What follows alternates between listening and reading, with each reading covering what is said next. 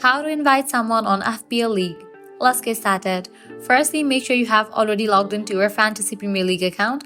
If not, you can launch your preferred browser, or also you can launch the account in the app. For this video, I'm gonna use the web version. Launch your preferred browser and head towards the website of Fantasy Premier League. Once you're on the website, provide your credentials and log into your account. Once logged in, you will land to this kind of interface. Now over here, you're gonna find different options. Navigate to the option of Leagues and Cups. Now I can scroll down. If I have created the league, it's gonna appear in this page.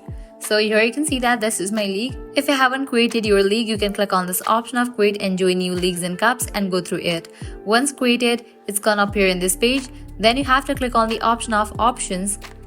Now click on the option invite friends. With that, you're gonna get different options to invite your friends. First up, you can use the code. Likewise, you can use the link.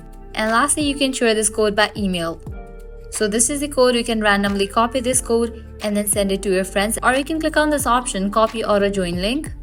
With that, you'll get the link. You can copy that link and send it to your friends, or else you can directly click on the option of your league code by email and then share it to your friends. So this is how you can easily invite friends to FPL League.